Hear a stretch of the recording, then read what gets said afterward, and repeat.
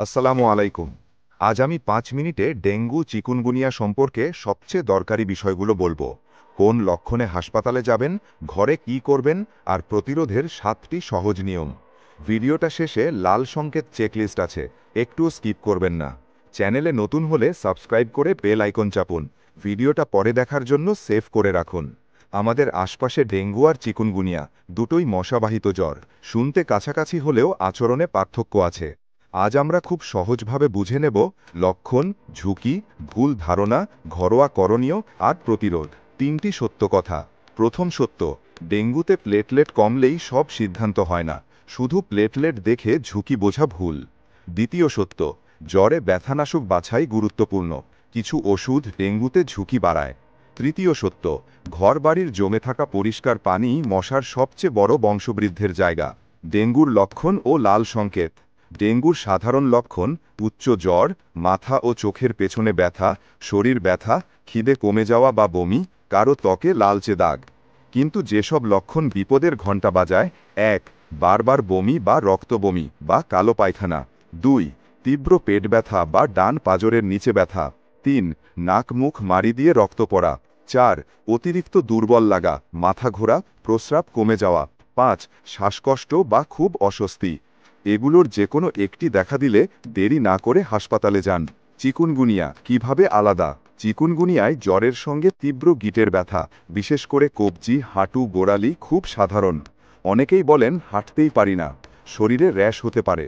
রক্তক্ষরণের ঝুঁকি কম হলেও ব্যথা সপ্তাহ মাস ধরে টানতে পারে।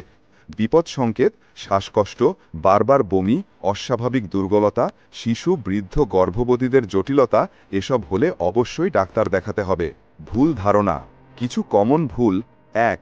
প্লেটলেট কমলেই মৃত্যু, সত্য নয়। মূল ঝুঁকি শরীরের ভেতরে তরল লিক ও রক্তক্ষরণ। ২. জ্বর নামলেই সব ঠিক। ডেঙ্গুতে জ্বর নামার ২৪ থেকে ৪৮ ঘণ্টাই আসলে ঝুঁকির সময়। ৩. লেবু, লবণ, ডিটক্স পানি হলেই সারবে। শুধু পানীয় নয়, লক্ষণ অনুযায়ী পর্যবেক্ষণ জরুরি। ৪. যে কোনো ব্যথানাশক চলবে না, নিজে থেকে ওষুধ বদলাবেন না, ডাক্তারের পরামর্শ নিন। এখন যে টিপসটা বলবো অনেকেই জানেন না, কিন্তু এটাতেই হাসপাতালে যাওয়া এড়ানো যায়। মন দিয়ে শুনুন। ঘরে কি করবেন? সহজ করণীয়। জ্বর হলে: ১. বিশ্রাম নিন, ঘরে হাওয়া চলাচল রাখুন। ২. অল্প অল্প করে বারবার স্বাভাবিক খাবার, ভাত, রুটি, ডাল, সবজি, ফল, যা খেতে স্বস্তি লাগে। ৩. পানি, স্যুপ, ডাবের পানি, লবণ চিনি মিশ্রিত দ্রবণ বা ওআরএস যেটা পাওয়া যায় নিয়মিত নিন। পানি শূন্যতা ঠেকান। ৪. জ্বর বেশি হলে শরীর মুছে দিন। ৫. কোনো ওষুধ শুরু করার আগে স্থানীয় ডাক্তার বা হাসপাতালের পরামর্শ নিন, বিশেষ করে ব্যথানাশক। ৬. প্রস্রাবের পরিমাণ দেখুন, স্বাভাবিকের চেয়ে কমে গেলে সতর্ক। ৭.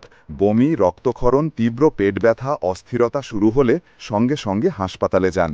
হাসপাতালে যাওয়ার সময় এই লক্ষণগুলো দেখলে দ্রুত হাসপাতালে: বারবার বমি বা রক্তবমি বা কালো পায়খানা, শ্বাসকষ্ট, বুক ধড়ফড়, তীব্র পেট ব্যথা, অতিরিক্ত দুর্বলতা, মাথা ঘোরা, প্রস্রাব খুব কম হওয়া। শিশু, বয়স্ক, গর্ভবতী বা যাদের ডায়াবেটিস, কিডনি বা হার্টের সমস্যা আছে তাদের জ্বর হলে শুরু থেকেই চিকিৎসক দেখান। প্রতিরোধের ৭টি সহজ নিয়ম।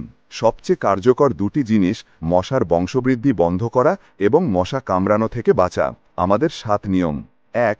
সপ্তাহে অন্তত একদিন শুকনো বাড়ি, বালতি, ড্রাম, ফুলের টব বা প্লেট, ফ্রিজের ট্রে, এসির পানি, ছাদ, বারান্দার কোণা যেখানে পানি জমে সব ফেলে দিন। হাঁড়ি পাতিল উল্টো করে রাখুন। ২. পানির ট্যাঙ্ক বা ড্রাম ঢেকে রাখুন, ঢাকনা না থাকলে পরিষ্কার কাপড় বা পলিথিনে ঢাকুন। ৩. পরিত্যক্ত টায়ার, বোতল, নারকেলের খোসা জমতে দেবেন না। ৪.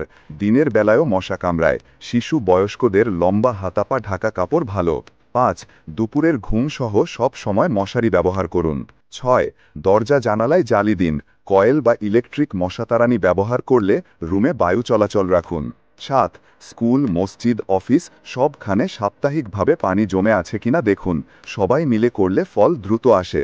বিশেষ অবস্থা: শিশুরা দ্রুত পানি শূন্য হয়, বারবার অল্প অল্প করে তরল দিন, প্রস্রাব হচ্ছে কিনা দেখুন। গর্ভবতী মা: জ্বর হলে নিজে থেকে কোনো ওষুধ নেবেন না, মাতৃস্বাস্থ্য চিকিৎসকের পরামর্শ নিন। বয়স্ক, ডায়াবেটিস, কিডনি, হার্ট রোগীরা শুরু থেকেই নিয়মিত পর্যবেক্ষণে থাকুন।